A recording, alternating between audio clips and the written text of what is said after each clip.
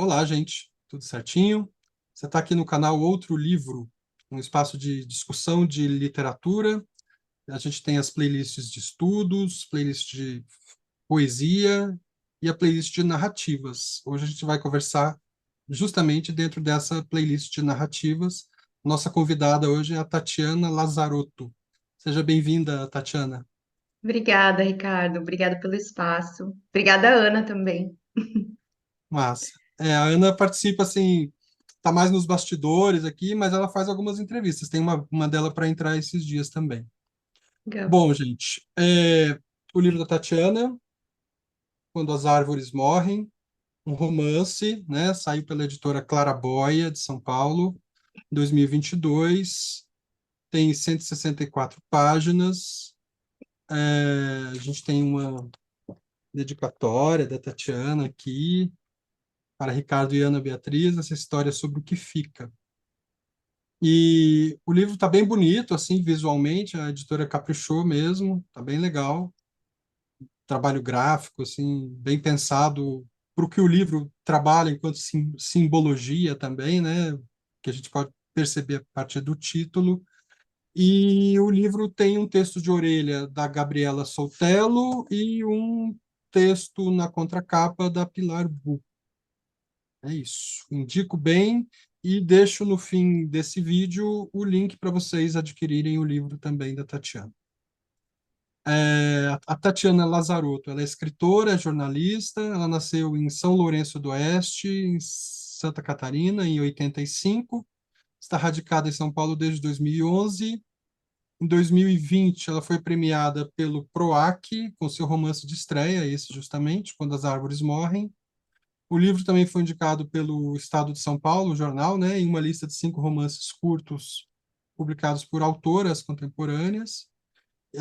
A Tatiana já tem publicações em revistas, né, como Gueto e Ruído Manifesto.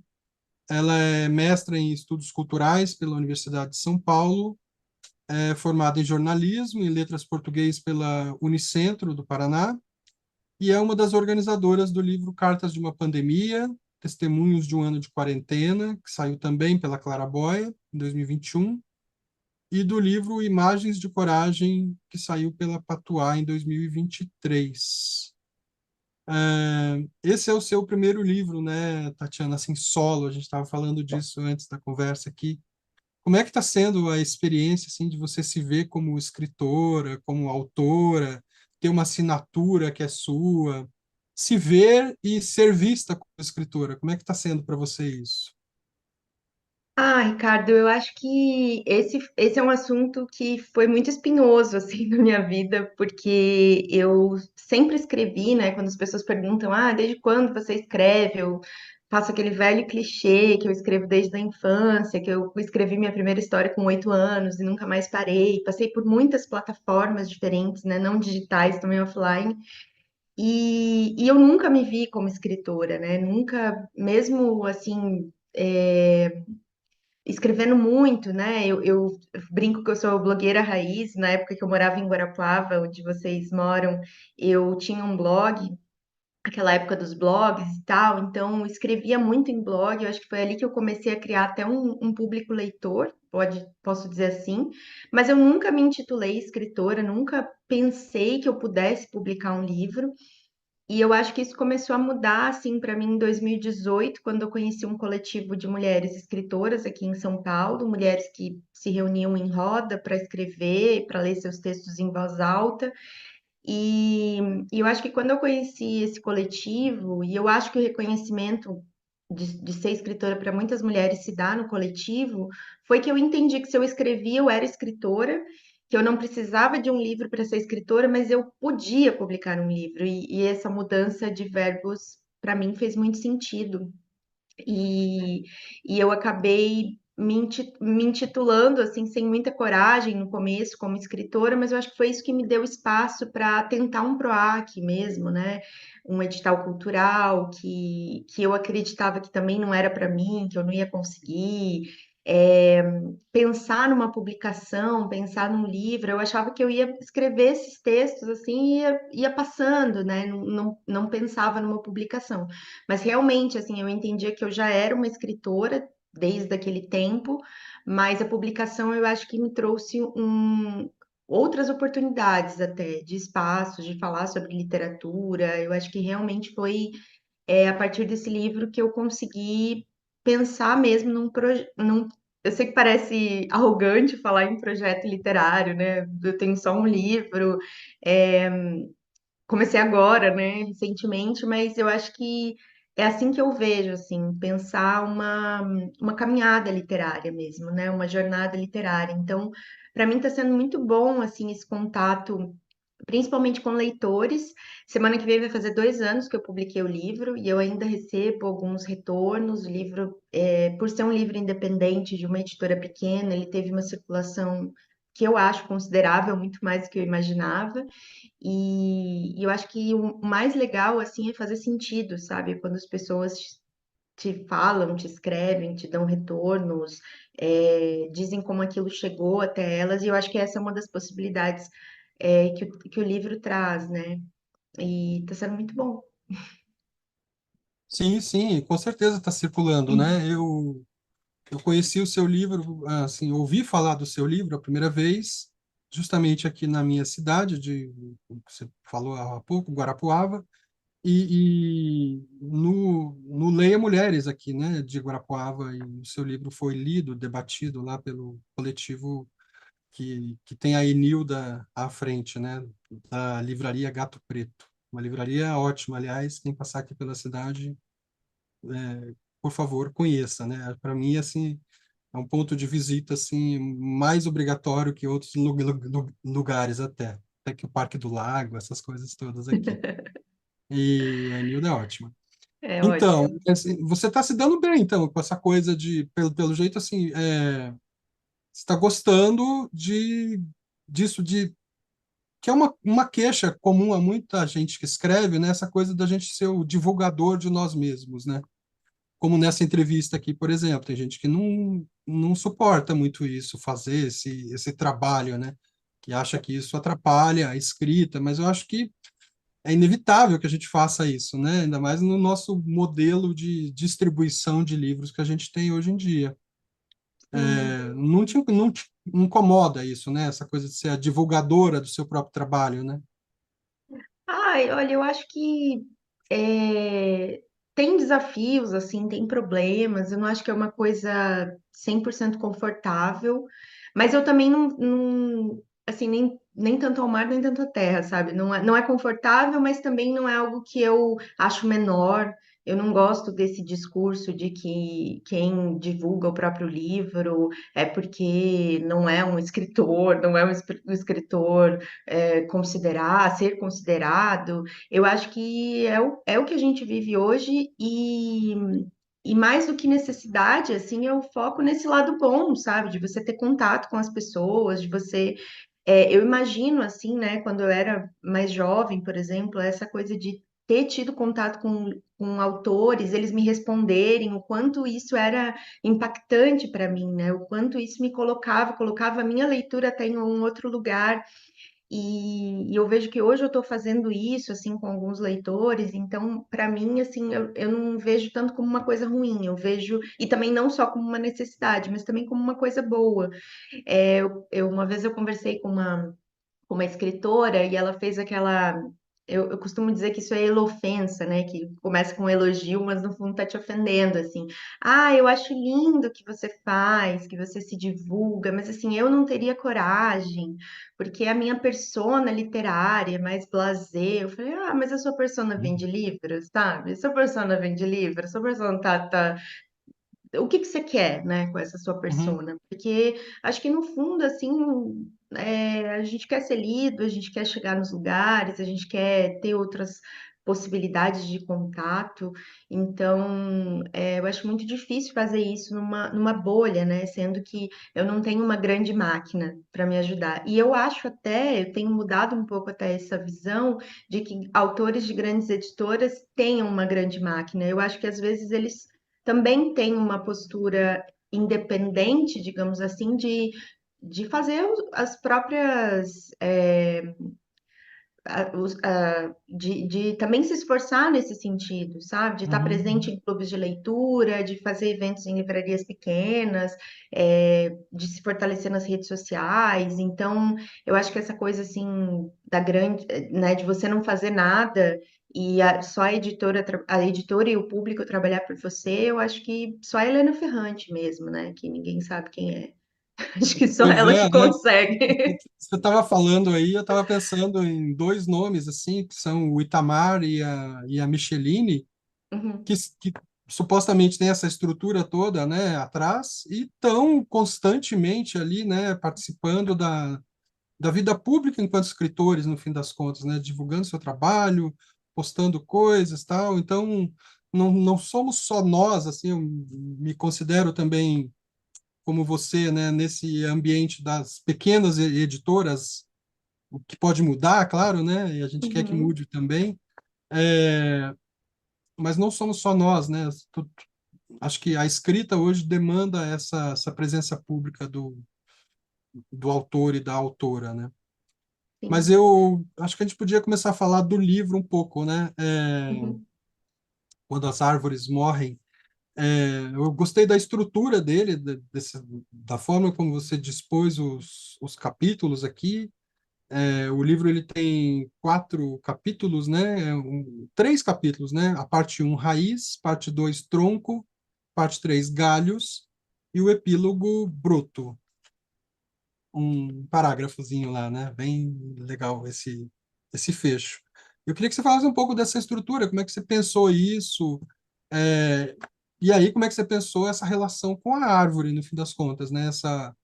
Essa homologia entre uma vida que é descrita ali até a sua morte, né, que é a vida do pai, né, no fim das contas, e a presença da árvore que atravessa o seu livro, seja na demarcação dos capítulos, né, nessas estações, o velório, o após o velório, na casa, depois a narradora e a protagonista sozinha na cidade e na casa. Como é que você pensou essa estrutura aí? Ela já nasceu pronta, assim, foi se desenvolvendo? Não, não nasceu. Eu acho que assim, eu acho que é importante eu só dizer que eu acho que esse livro estava sendo há muito tempo escrito, né? Ele foi escrito a maior parte dele de uma forma metódica, digamos assim, em 2021, mas eu acho que eu já estava construindo esse livro há muito tempo, sem ter uma noção que eu estava escrevendo esse livro. Mas em 2020 eu me inscrevo no PROAC, e aí quando eu me inscrevi no edital, eu acho que eu tive que pensar racionalmente esse livro, né? Porque eu pensava nessa ideia de escrever um livro sobre um pai que tem essa função meio mítica, né? Essa profissão de Papai Noel, como uma profissão mesmo. E, e aí depois eu comecei a pensar nesse livro como essa figura que morre. Mas eu acho que quando eu me inscrevi no edital, eu tive que pensar, tá, mas como que vai ser esse livro? Até para eles me darem esse dinheiro, né? Preciso pensar nessa história. E eu não pensei necessariamente na estrutura, mas eu pensei nessa analogia das árvores, porque eu lembrava de um documentário que eu tinha visto que falava sobre a morte das árvores. E eu nunca tinha parado para pensar muito nisso, até ver esse documentário. Então, eu pensei, bom, pode ser uma sacada, né? Já que a gente está falando de morte de uma pessoa, a gente pensar nas árvores. Eu gosto muito de árvores, assim, não tanto quanto o personagem, eu acho, mas é um símbolo, assim, importante para mim e para minha história também. E aí eu comecei a desenhar essa narrativa a partir da divisão parte um raiz. E comecei a escrever essa história. O que eu sabia desde o começo é que essa história seria contada pela filha, e esse pai já começaria morto. Então, esse pai seria narrado, ele não existiria, né, vivo dentro da Uhum, história. Mas eu sou uma escritora, acho que eu posso dizer assim, que vai escrevendo a história à medida que ela se conta. Eu não consigo fazer escaleta, eu não consigo fazer planejamento muito detalhado de tudo. E por muito tempo até eu achei que eu não era uma escritora por causa disso, porque eu não sabia fazer isso. Foi até um baque para mim é, prometer um romance num edital, ganhar e falar o que que eu faço agora, porque eu achava que eu uhum. não ia conseguir. E aí, quando eu entendi, foi até a partir de um texto de uma escritora chamada Zadie Smith, em que ela fala sobre essas diferenças entre escritores, que eu comecei a entender que eu podia ser uma escritora assim. E aí eu comecei a escrever essa história parte um raiz, mas sem saber necessariamente que a parte 2 seria tronco.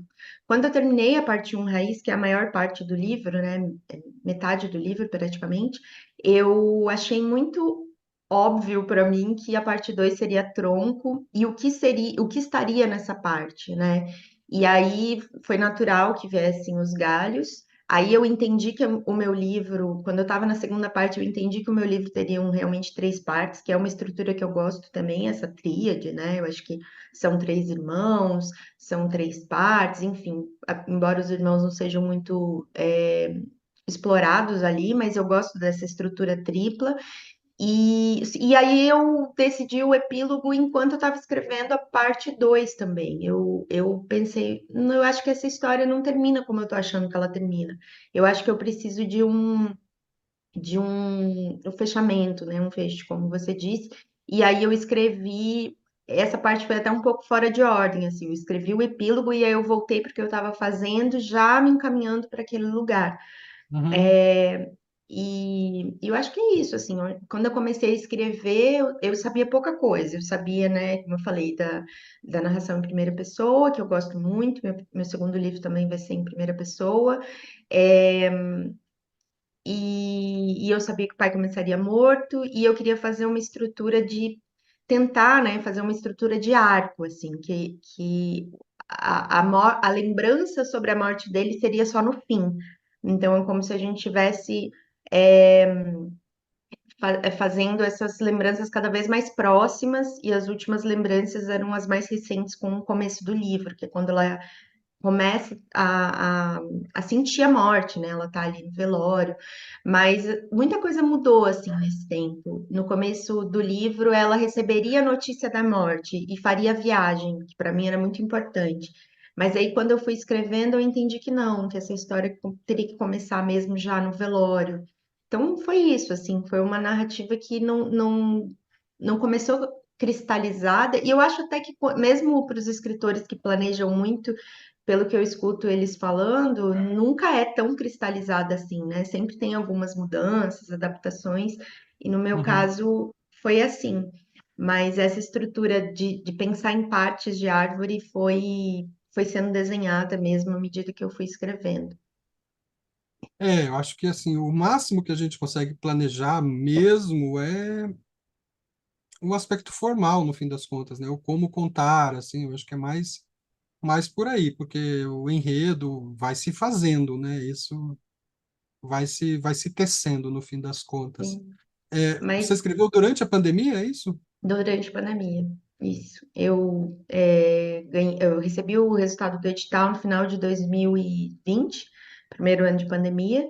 E aí comecei a trabalhar mais efetivamente nele em 2021, mas em 2021 a gente ainda estava em pandemia, né? Tinha às vezes alguns ensaios de abertura, mas a gente Uhum, ficou isolado, né? Basicamente. E aí eu lancei em 2022, aí sim, numa abertura em abril, um período que a gente já estava, né, um tempo vacinado e tal, e eu consegui fazer o lançamento presencial. Mas o livro uhum. inteiro passou por desde a escrita do edital, né? Tudo foi do projeto, né? Que eu inscrevi no edital, tudo foi dentro da pandemia. Pois é, o canal aqui tem 1 ano e meio, né? Então você imagina que 90% dos livros conversados aqui foram gestados durante a pandemia, né? Então, tem desde aqueles livros que trazem digamos assim, um impulso muito de ódio, né? Político, Uhum, inclusive, por tudo que acontecia, e muitos livros trazem circulam nesse ambiente da morte, do luto, da perda. Você acha que tem relação com isso? Ou você disse que esse livro já vinha sendo escrito de antes, né? Mas você acha que tem alguma relação com esse período da escrita também, ou vai eu acho que forçar a barra? sim. Acho que sim. Eu tô falando muito do edital hoje, mas é que eu acho que ele realmente foi muito importante para isso. E eu acho que o período que a gente estava vivendo fez com que a gente falasse mais sobre a morte, pensasse mais sobre a morte e escrevesse mais sobre a morte. Então, essa foi uma das pequenas justificativas que eu usei, né, para defender o meu livro, para defender o meu projeto. Ah, sim. E, né, a gente precisa falar sobre isso. Também defendi que a gente precisava falar sobre isso sob uma perspectiva de mulheres, né? Eu lembrava de muitos, eu não sou assim, né? Não conheço todos os livros que existem, mas até aquele momento eu lembrava de livros sobre a morte do pai, escritos por homens. Né, o Quase Uhum. Memória, do Carlos Vitor Coni, o Chove sobre a Minha Infância, do Miguel Sanches Neto, que é paranaense. E eu não lembrava de livros de morte de pais escritos por mulheres, achava que isso era uma perspectiva que tinha que ser explorada. E, enfim, ganhei, né? Eu não sei exatamente por quê, mas ganhei fui contemplada. E achei muito curioso, assim mesmo, que em 2022, quando eu lancei, vieram outros livros escritos por mulheres com essa temática, né? Teve, Uhum. né, desde a Chimamanda, né, falando sobre a morte do pai dela, a Marcela Dantes, que faz um livro ficcional, totalmente ficcional, né? Ela não teve essa experiência, o João Maria Matilde, a Adriana Lisboa, né, que fala da morte do pai e da mãe, também numa perspectiva assim, fazendo uma certa relação com a natureza. Então, eu acho que talvez era algo que estava sendo que era necessário, assim, né? Que Uhum. estava sendo Uhum. represado de alguma forma. Não que eu me coloque, né, muito em comparação com todos esses livros, mas assim, pensando numa perspectiva macro, né? Esses livros foram aparecendo. Mas eu não acho que eu escrevi, embora, né, obviamente tenha sido impactada pelo luto e pelo isolamento, principalmente, que impactou muito a minha escrita, estar isolada foi escrever isolada foi muito difícil para mim, porque a minha escrita sempre aconteceu muito em movimento, tanto de viagens, como o movimento da rua, como beber a cidade, e então estar isolada foi muito difícil para mim, mas eu não acho que é um livro sobre a pandemia, eu acho que ele parte de um luto pessoal, né, que é uma experiência mesmo minha, que não passou pela pandemia, né, eu também perdi meu pai não faleceu de Covid, mas e também porque eu acho que eu não tenho capacidade ainda de escrever sobre a pandemia, embora eu tenha organizado um livro de cartas, né, com a Tainá Bispo sobre a pandemia, que tem todo esse gás que você falou, né, de ódio pelo negacionismo, pela questão política, as cartas, né, carregam esse tom. O meu livro, eu acho que ele parte mesmo de uma experiência pessoal, talvez, mesmo ficcional, né, que eu defendo que é um livro de ficção, mas é impossível, né, não pensar nesse contexto, não pensar o quanto Uhum. também eu estava sendo impactada, não por um luto pessoal derivado da pandemia, mas por um luto coletivo, né? Eu acho que a gente viveu um luto assim, por muitas mortes e também eu acho que por um projeto de país, sabe? Eu acho que esse luto coletivo passa por muita coisa também. Pois é. É, e a história da árvore, né? Como que a Ah, história da árvore, no fim das contas, te ajuda a contar uma história familiar? Porque, assim, é um contraponto bem interessante, né? A gente pensa em árvore, a gente pensa em algo que é estático, né?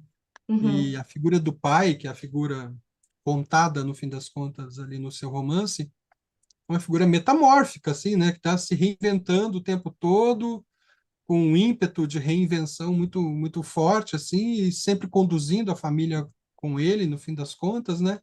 Mas também no livro se fala, e aí talvez se faça a conciliação entre essa estaticidade e a metamorfose desse pai, de que as árvores também se movem, né?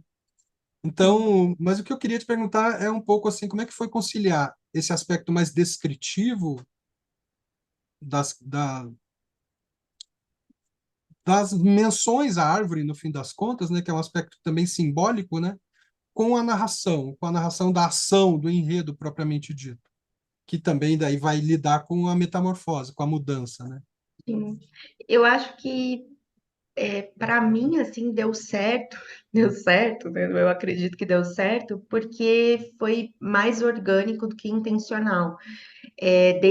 de novo, desde o projeto eu já tinha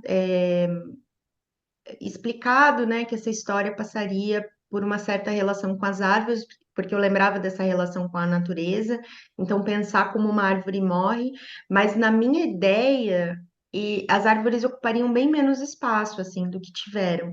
Eu achei interessante estudar sobre árvores mais, né, saber mais sobre as árvores, e eu fiquei muito fascinada assim por essa dinâmica delas, né? É, enfim, que realmente as árvores não são estáticas, elas têm uma inteligência que, enquanto eu estava escrevendo, saíram muitas pesquisas sobre a inteligência das árvores, sobre como elas se organizavam, né, em comunidade. E essa ideia da comunidade me fez pensar nessa família. Então, tudo isso foi se desenhando para mim, e enquanto eu pensava sobre o luto da personagem, emprestando, né, algumas, recuperando também como eu tinha vivido essas experiências e construindo isso, era muito natural para mim que essas pesquisas e essas observações sobre as árvores transparecessem ali, né, nessa dinâmica mesmo, né? Então, em vários momentos eu faço essas referências, não de uma forma.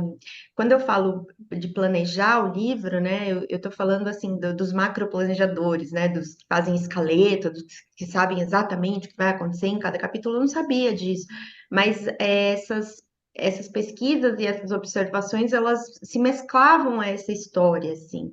Então, a gente tem uma árvore na história mesmo, uma árvore que existe, né, no quintal dessa casa, e isso eu também tinha entendido que alguma coisa ia acontecer em volta dessa árvore, que ela era um símbolo muito grande, né, dentro dessa história, e aí eu percebi que eu não podia só falar dessa árvore, mas eu tinha que falar das árvores no geral. E aí veio essa coisa do pai ser um grande admirador das árvores, deles pesquisarem juntos e dividirem uma certa paixão. Então tudo isso foi sendo costurado, eu acho. Eu gosto muito desse verbo, assim, costurado, bordado, né, dentro dessa história, Uhum, uhum. como um desenho mesmo. Que traz para além da informação, que eu acho que também traz uma informação ali, né? Traz uma pedagogia da árvore, no fim das contas, também um aspecto poético forte, né, pro romance. Eu acho que isso poetiza o romance e faz um contraponto, no fim das contas, né? Eu acho interessante como você construiu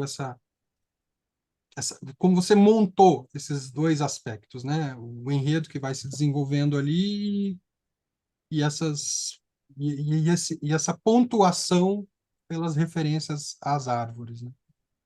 Ah, que Tem legal. um tem uma coisa, Tatiana, que é assim, que é essa volta à vida rural, essa volta à vida da província. Você intitula, você cria essa cidade, né, província, uma cidade de fronteira, uma cidade de interior.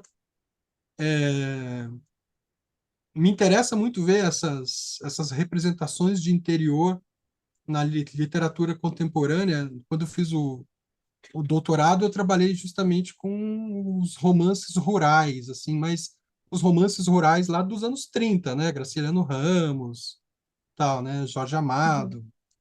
E isso meio que foi sumindo depois, né? Essa vida rural foi sumindo, né? Tem Guimarães Rosa, tem Raduan Nassar, tal, mas a coisa foi meio que sumindo. E ali, a partir dos anos 60, a literatura brasileira se tornou bem urbana, né? Bem das metrópoles mesmo. E agora a gente tem Torto Arado, a gente tem o Você Me Espera para Morrer. Eu vou conversar na semana que vem com a Maria Fernanda Maria Malha Fernanda. aqui. Tem o Caminhando com os Mortos, eu já conversei aqui com a Micheline, que também vai para esse ambiente. Tem os contos da Pauline Torti. Tem Mata um Doce. livro, tem um livro, qual que você falou? Mata Doce, da Luciane Aparecida também. Ah, esse eu não conheço, não. É, nossa, é É, muito.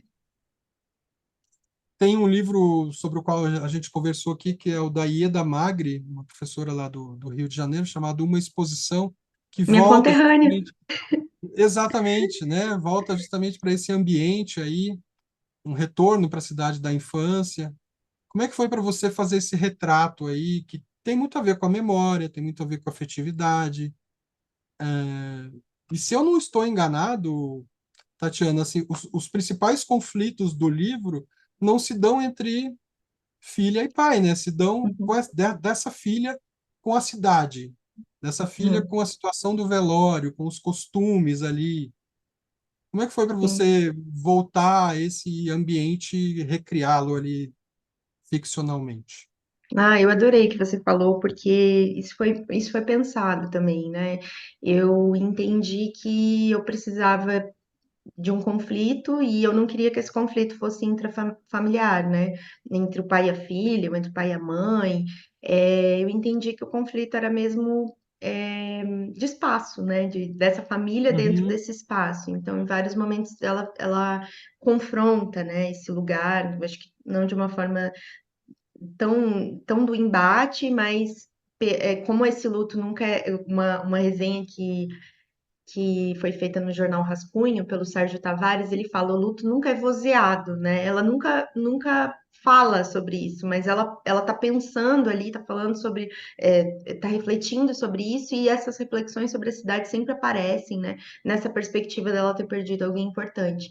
Eu acho que essa história não aconteceria em uma cidade grande. Né? Essa história não seria possível até pela figura do pai, do que ele representava ali nessa cidade. Então, essas relações que são muito específicas, né, de quem mora numa cidade muito pequena, que todo mundo se reconhece, eu acho, né, nesse lugar que é da fofoca, mas também é da solidariedade. Então, essas relações que só se dão, né, nessas dinâmicas de cidades interioranas, para mim, elas eram importantes para o livro. E elas só aconteceriam se fosse assim. Eu acho que recriar, sempre que eu penso nisso, eu acho que não é tão difícil, porque parece que eu só consigo escrever sobre esse lugar, sabe? Eu venho de uma cidade uhum, também muito pequena, que muitos uhum, reconhecem ser província, né? Mas não é, chama São Lourenço do Oeste, que é interior de Santa Catarina, que fica próximo à fronteira com a Argentina, bem na divisa do Paraná. uhum, E, e eu acho que essa é a minha aldeia, assim, sabe? É esse o lugar que eu saí, essa ilha que eu saí para poder olhar a ilha, e é sobre ela que eu sempre estou falando, assim. Eu moro em São Paulo há 13 anos e eu acho que as minhas histórias nunca se passam em São Paulo, porque eu acho que para mim tem uma potência muito grande desses lugares. Tem histórias muito relevantes para serem contadas nesse micro-universo, nesse microcosmos uhum, do uhum, interior da cidade pequena, e que às vezes, para mim, até como leitora mesmo, me interessa mais mesmo essas histórias de lugares menores do que de metrópoles. Não que eu não leia, mas para mim é ainda mais interessante isso, assim. Então, eu acho que recriar, para mim, não é tão difícil, porque eu sempre parto dessa perspectiva, talvez. Mas em algum momento eu pensei assim, será que isso vai me gerar problemas?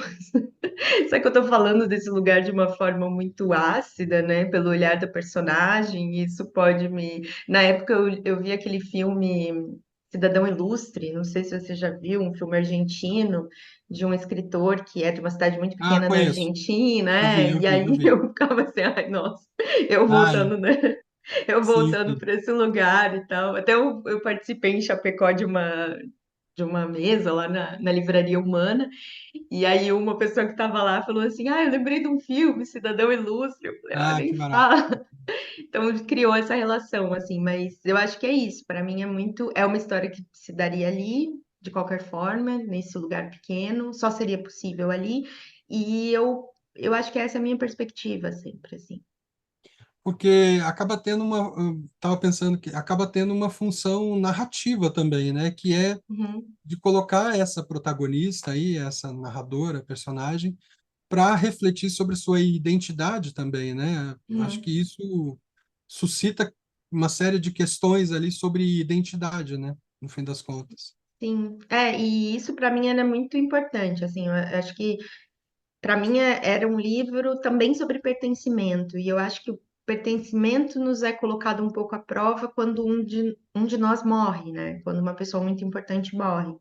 Então, eu também sou de uma cidade pequena, também saí e também, não como uma personagem, né? As coisas que acontecem com ela não aconteceram comigo, mas eu também tive essa experiência de voltar para um lugar para velar uma pessoa e pensar se eu era dali, o que me fazia ser dali, se eu estava fora já há tanto tempo, e aquela pessoa que talvez me traria para ali, né?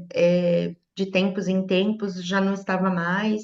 Então, quem eu era a partir dali, dessa morte, desse deslocamento, então era uma, um tema muito importante para mim, assim, dentro da escrita mesmo. Você falou uma coisa que eu achei interessante, eu não tinha assim pensado nela, que é você disse que não quis pesar o aspecto dos conflitos familiares. Por que Uhum. que você não quis pesar esses aspectos, assim? Porque eu acho que quando eu pensava na história, eu pensava muito no tempo da narrativa, assim, né? E eu acho que essa é uma narrativa que se dá na. Não sei se eu vou responder essa pergunta, mas a narrativa do livro é o pós-imediato do luto, né? Eu não sei exatamente quantos dias, mas 30, 40 dias depois do luto.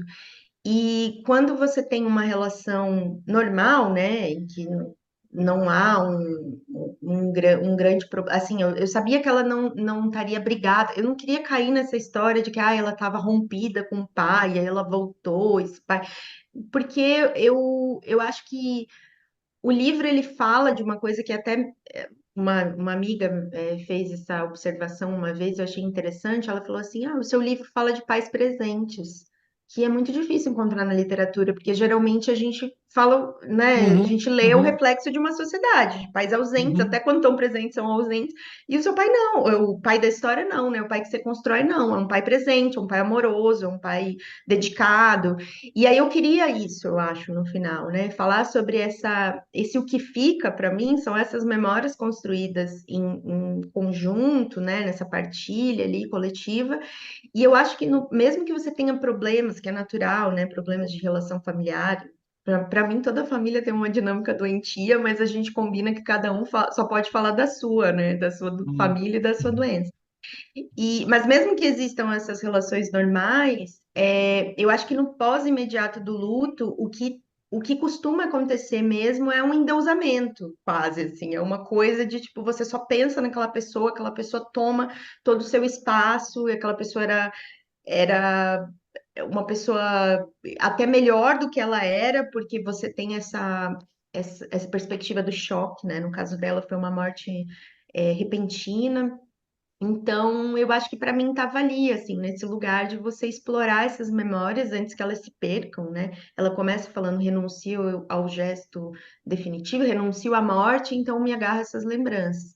E, e aí eu acho que é isso, assim, esse tempo da narrativa para mim não convidaria, embora eu acho que ela fala, assim, algumas coisas que colocam um pouco em xeque esse pai, né, de como ele era. Algumas coisas são questionáveis, né, desse pai, de como ele conduzia essa família, mesmo de uma forma terna, eu acho que essas coisas escapam. Mas eu acho que nessa perspectiva de primeira pessoa, no pós-imediato do luto, é, esse pai está sendo descrito de outra forma. Se tivesse passado um ano desse luto, talvez já seria outra uhum. perspectiva, Entendi. né? Então, eu procurei pensar nisso, assim, a todo momento. Assim, quando eu escrevi esse livro, eu já tinha perdido meu pai fazia uns 3 anos, né? Então, era sempre um esforço eu pensar que coisas que eu tinha elaborado sobre o meu próprio luto não cabiam ali. Porque eu falei, eu acho que ela não tem essa capacidade de pensar isso agora, né? Tá muito recente, tá muito cru, tá Sim. muito, né, muito ferida aberta, assim. Então, eu tive que fazer essas reflexões assim durante a escrita. Mas foi basicamente por isso, assim, claro que tem uma perspectiva autoficcional, né? Porque eu também perdi meu pai, mas foi menos por não, como é que eu vou dizer, não foi para não criar problemas com a minha própria família e mais pela narrativa, pela história, a favor, né, da história, assim. Uhum, uhum. E nem para embarcar assim um panfleto de crítica ao patriarcado, essa coisa toda Uhum. assim, né, que poderia ter ocasionado, né? Seria um caminho fácil, de repente, no seu romance, né? E você evita isso. Eu acho que a narradora é bem polida, é bem discreta, e ela nos apresenta determinadas situações, determinados comportamentos desse pai, mas entrega para quem está lendo fazer o julgamento, no fim das contas. Ela própria se, né, se nega a fazer isso, e talvez nem seja, nem combine com a personalidade da personagem da narradora fazer esses julgamentos, né? Mas, de qualquer forma, ela apresenta determinadas situações ali e diz para quem está lendo, né? Dê seu próprio veredito aí. Porque eu não consigo. Claro. É, assim, um outro aspecto, né, que me chamou a atenção é como você situa essa família, e isso aparece no romance inteiro, como no seu aspecto econômico, né, na sua condição social, né, nem rica, nem pobre, classe média, mas tudo é muito. As várias ações do romance são qualificadas sempre como muita dificuldade, não podia pagar isso, ou pagou aquilo com muito sofrimento. Isso aparece o tempo todo, ainda que, como eu tenha dito, como eu disse, a voz narrativa ela é muito discreta, é muito polida, assim, né? Eu acho que justamente até por isso, por essa voz narrativa, o seu livro escapa de longe de um romance autoajuda, assim, porque ele está Uhum. tratando de luto, ele está tratando de perda, né? Mas essa voz narrativa que se mantém estável, eu diria, que não tenha roubos, que não é exagerada, assim, né?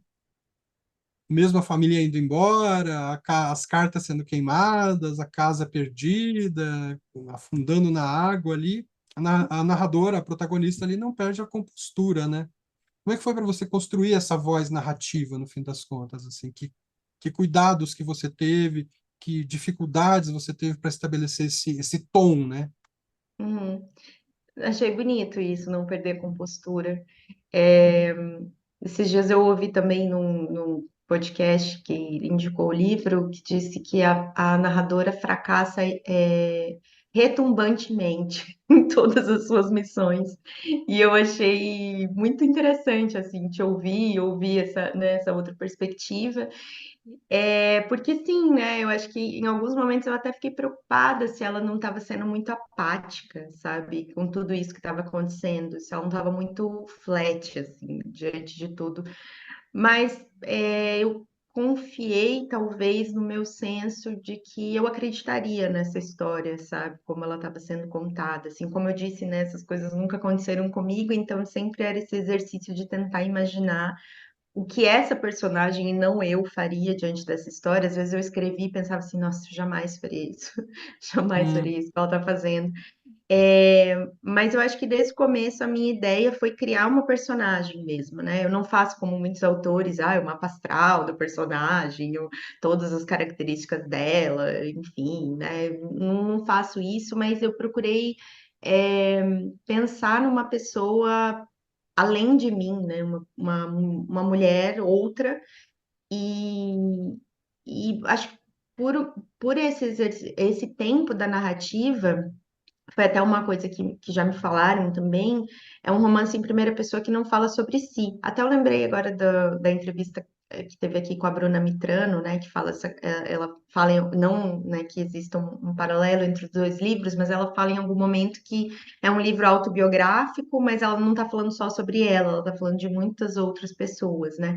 E eu acho que nesse livro, a personagem tá contando essa história, mas ela fala pouco sobre ela. A gente não sabe a profissão dela, por exemplo, a gente não sabe o que ela faz, a gente não sabe onde é que ela trabalha, mas a gente sabe muito sobre o pai. Esse pai é lido pelos olhos dela, e ao mesmo tempo que ela conta esse pai, ela se conta também, né? Apesar de não de uma forma explícita.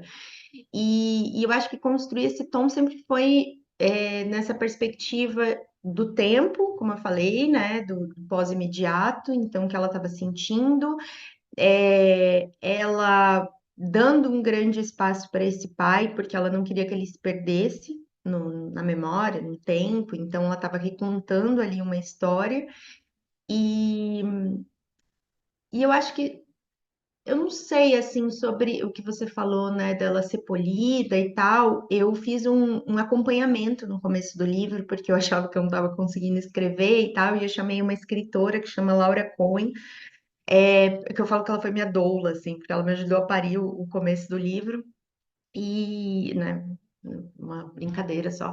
Mas eu lembro que ela tinha, assim, um retorno sobre a narradora sempre que ela era muito sarcástica, que ela era muito ácida.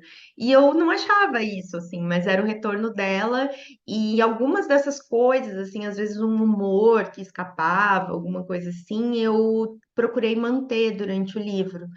Mas eu acho que foi menos um exercício consciente do que e mais um fluxo assim de escrita mesmo, né? Eu acho que como eu escrevi muito rápido também, e esse livro foi pouco editado, é, tudo que as pessoas falam, eu fico sempre muito feliz, assim, porque realmente, assim, a minha editora não tem um estilo de editar muito texto, ela apontou algumas coisas, né, que não estavam bem resolvidas ali e tal, mas eu acho que muito desse fluxo e desse ritmo do livro foi o original mesmo, assim, sabe? Então,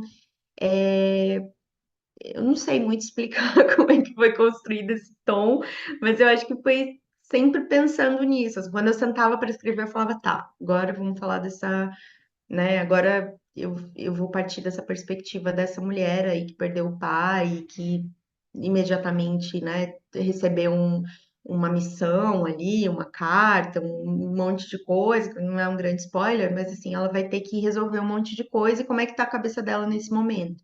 Então eu fui indo nesse ritmo durante a escrita. Não sei se eu te Uhum. respondi. Não, eu acho que sim. Essa coisa dela ser sarcástica, né? Eu acho que aparece mais no começo.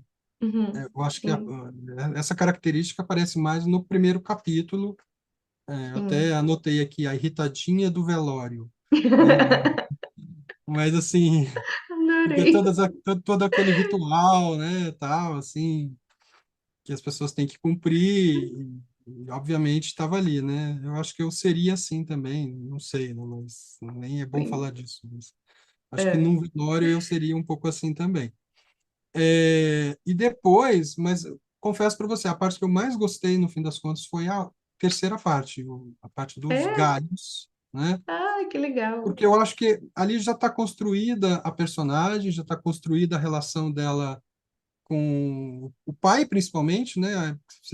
A família aparece, mas é mais uma espécie de um coletivo, assim, né? Aham, Inclusive a mãe, né?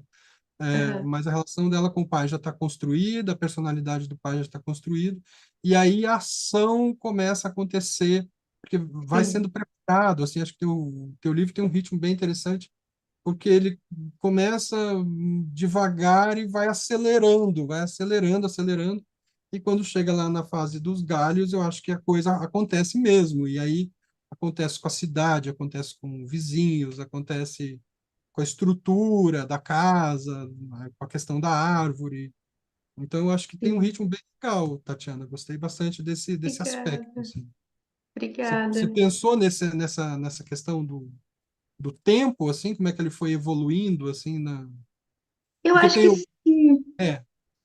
Eu acho que sim, eu acho que o que eu pensei, talvez, não sei se foi tão pensado, mas eu acho que enquanto eu ia escrevendo, e também eu preciso falar que não teve um trabalho não é que não teve um trabalho, né? Assim, a minha editora talvez optou por ser, né, um estilo de edição de não editar tanto, de não mexer tanto no texto, mas esse texto foi muito auto-editado, né? Eu editei muita coisa, assim, muita coisa caiu, principalmente na terceira parte.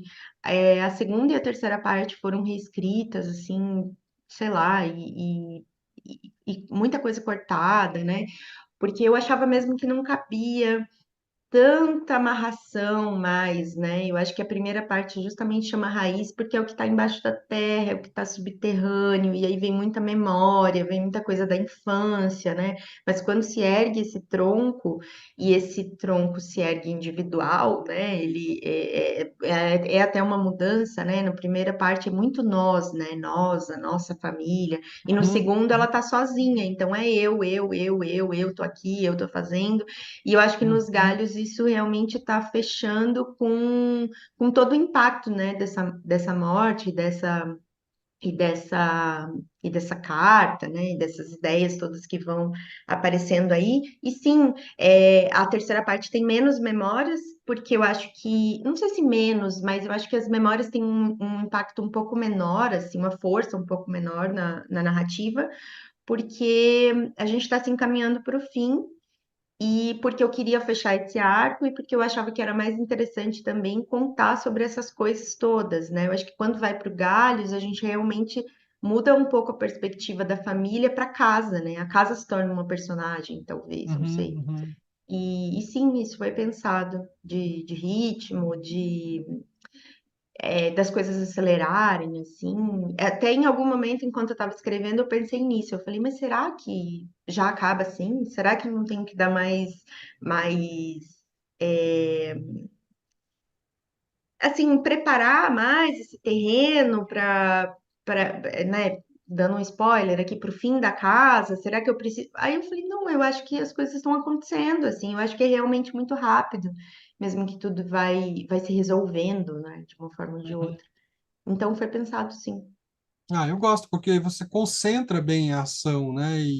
E entra assim, entram outras personagens, entra vizinho, entra trabalhadores, entra, sei lá, prefeitura, fiscais, credores, entra Hum, tudo isso junto ali, tem tomar decisões, tem esse aspecto da autonomia, né, da protagonista. Então, acho que hum, você termina no auge, digamos assim, aí pronto, acabou. Acho que inclusive porque essa parte é a mais curta das três, né? Tava contando aqui, uma aham, tem 60 páginas, outra 44, e a parte dos galhos tem 34 páginas. Então, aham, sim. eu acho que ter concentrado a ação, assim, me atraiu, assim, para esse fecho, né? E isso foi pensado o fim de tudo foi pensado desde o começo. Eu não sabia exatamente o que ia acontecer com a casa, mas da árvore, assim, tudo isso estava assim, eu sabia que essa história não ia terminar, né? Ela não ia, por isso que eu falei do fracasso retumbante, né? Porque ela não consegue fazer nada, né? Que ela Uhum, foi pedido ali, não, ela não consegue fazer nada. Mas eu acho que era essa a história mesmo, porque eu acho que diante da morte a gente não consegue fazer nada mesmo. É só o que nos é dado. joia. Esse livro, ele está disponível na editora, né? Tá em Na livraria? Como que editora, tá isso? tá em livraria, bom, aí em Guarapava, na Gato Preto, mas como a gente está falando, né, com um público bem amplo do seu canal, Aham, a gente tem em mais livrarias de São Paulo, pelas últimas contas que eu fiz, tem 12 livrarias de São Paulo, que aham, me deixa bem feliz. Tem algumas negociações aí pelo país para ir para outros uhum, lugares. No Rio tem na Travessa, na rede né, de livrarias da Travessa, em Chapecó tem na Humana, tem pela Amazon também, que eu não gosto de indicar muito, mas lá também tem o e-book. uhum. E pelo site da editora, que, como sempre, eu costumo indicar, assim. Sim, é. É, bom, ter o e-book eu acho que é também um ganho no fim das contas, eu acho. E o que que vem por aí, Tatiana? Assim, você falou que já está com outro projeto que também vai em primeira pessoa. Isso, Dá eu para estou adiantar alguma escrevendo. coisa? Tem alguma Dá, eu acho que. Bom, tô escrevendo, vai demorar, né? Eu sempre falo, tô escrevendo, mas vai demorar. Eu romance acho que também? romance também, eu vou lançar em 2026. Eu não sei escrever conto, Ricardo. Eu tenho esse problema com narrativas curtas, Em narrativas breves. 2026? Eu acho que Poxa, sim, é um projeto longo, hein? é um projeto longo, mas não sei se um livro tão longo, mas eu acho que como eu fiz o primeiro livro por edital, eu tô gostando dessa experiência de maturar mais as coisas, sabe? Para construir mesmo. livro direitinho, assim, às vezes eu acho que o edital para mim foi muito bom, né? Eu acho que não só pela grana, mas por me dar um prazo. Eu acho que se eu não tivesse tido um prazo, o livro não teria saído, né? Eu teria ruminado essa história por muito tempo. Mas agora que Sim, eu já tive essa experiência do primeiro livro, o segundo livro, ele vai sair, eu sei, né? Ele já está acontecendo, eu não vou ruminar para sempre, mas eu queria ter um pouco mais de tempo de construção, né, dessa história. Eu acho que a minha obsessão são as dinâmicas familiares, então também vai passar pela família, mas agora a gente não tá mais no par pai e filha, é outro par da família que vai ser trabalhado. E eu acho que também eu percebi, né, nesse segundo livro, que essa questão da natureza também vai aparecer de alguma forma, mas não mais das árvores, esqueci as árvores. É, não esqueci, né? Mas assim, não é mais o foco da história. E também se passa no interior, que eu acho que é isso, né? Eu vou entendendo que é desse lugar que eu parto, é desse lugar que eu escrevo, e é esse lugar que eu gosto de construir histórias. Mas eu acho que nesse, assim, o que eu tô percebendo é que no primeiro livro foi intencional concentrar a história no pai e na filha, porque eu queria mesmo isso. Eu não queria ampliar muito, porque eu tinha medo de não dar conta, sabe? Por isso que os personagens da família também não são tão explorados assim. Eu queria concentrar para tentar fazer direito. Era uma intenção minha, assim, não sei, um medo talvez. E nesse eu tô tentando focar em outros personagens. Então essa cidade aparece mais, esses outros não é mais província também, mas também é uma cidade inventada, e esses personagens vão aparecendo mais e se relacionando, né, com as protagonistas. Eu acho que é isso. sim, vai construindo. Falei. Falou, assim, falou um pouco, né? Assim, sempre que eu faço essa pergunta aí, o que vem por aí e tal, escritoras, assim, ficam meio reticentes, contam pela metade e tal, a coisa, mas acho que faz parte, né? Faz É, parte porque também não tá pronto, né? Eu acho que claro, também vem claro, daí, né? Esse recém. sim, mas eu gostei dessa. Parece que tem um projeto, né, de estabelecer uma personalidade literária, né, que na verdade foi a primeira questão que eu te fiz aqui, então a gente está fechando, voltando, né? Sim, É, você poderia ler um trechinho do romance para sim, gente? sim. Vou ler o começo. Aqui, gente, quando as árvores morrem. Vou ler o começo. Renuncio à parte definitiva, ao gesto rasgado de morte. Detesto as formalidades do velório. No entanto, suportá-las é a maneira de postergar o enterro. Nunca se retorna de um luto. Reconheço-o como minha casa desde já, embora eu possa caminhar para a janela, respirar outros ares. Estamos em dezembro, época que sempre alvoroçou nossa família. Desde crianças, aspirávamos o pó preto das mercadorias que meu pai comercializava, vindas do lado de lá da ponte da amizade. Nossa casa era uma grande loja. No Natal ganhávamos mais dinheiro. Quando completei 10 anos, meu pai se tornou o que foi até o dia de hoje. O homem que se metamorfoseava ao longo de um ano para dar vida ao seu personagem. Dezembro era o seu espetáculo. Acho que é isso, né? Tá ótimo, tá ótimo. Já, já prenuncia um pouco do que vem aí. É, Maravilha. eu gosto desse comecinho. Eu gostei muito da forma como você constrói aqui as frases. Você tem uma contenção assim narrativa assim que eu acho interessante. Acho bastante interessante porque é preciso, né? Não fica divagando. Eu acho que você falou que o livro foi pouco editado. Eu acho que, mas ele saiu meio pronto assim, né? Eu acho que Sim, sim. Não, eu gosto de falar disso porque é um orgulho, assim, para mim mesmo, porque eu acho que não é que ele nasceu pronto, né? O trabalho de escrita é de reescrita, na verdade, né? A gente Uhum. escreve para reescrever o tempo todo, e para lapidar, e para cortar uma frase. No começo, né, com esse trabalho com a Laura, eu falava assim, ai, Laura, me ajuda a tirar os clichês, sabe? Porque é muito Hum, fácil cair no clichê, né? Você está falando de morte, você está falando de pai, de árvore, de natureza, de família. tão de Uhum. luto. Eu não queria, sabe, assim, isso, cair na autoajuda, cair na frase pronta. Eu acho isso muito fácil de acontecer. Então, eu precisava também desse olhar externo, que depois acabou sendo o meu próprio olhar, e depois da editora. Não é que não foi editado, ele né, teve. Apontamentos, teve um trabalho de preparação também de texto, né, antes, junto com a edição, assim, teve uma preparadora e realmente, assim, eu precisava desse olhar porque eu não queria cair nesse risco, né? Então, eu acho que esse trabalho é maior até do que o trabalho de escrita. Eu admiro muito quem acha que escreve um livro e é isso, né? E acabou. Não, aí que o trabalho começa, né? Você tem que se Uhum. reler. Eu li esse livro pelo menos 3 vezes em voz alta, assim, inteiro. Não de cabo a rabo, assim, mas eu li ele todo pelo menos 3 vezes para pensar no ritmo, para pensar no tamanho das frases, para pensar Uhum.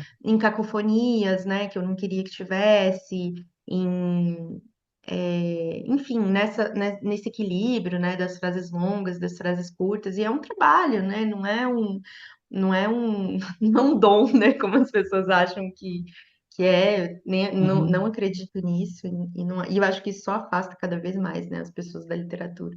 Ah, sim. Maravilha. Te agradeço, então, Tatiana. Foi ótima conversa. Tá aqui o Ai, livro, gente. Vou deixar o link para vocês, então. A gente deixa. Massa. A gente deixa a descrição do vídeo também, né, com as principais passagens aqui, a mini bio da Tatiana também. E a gente aguarda 2026 aí para a próxima obra. Enquanto isso, vamos trabalhando quando as árvores morrem. vou te mandar Obrigado, uma viu? mensagem. Obrigada, Ricardo. Obrigada, Ricardo. Obrigada, Ana, pelo espaço e até a próxima. E obrigado a você que assistiu a gente até agora aqui. Até semana que vem com mais um outro livro aí. Tchau, tchau.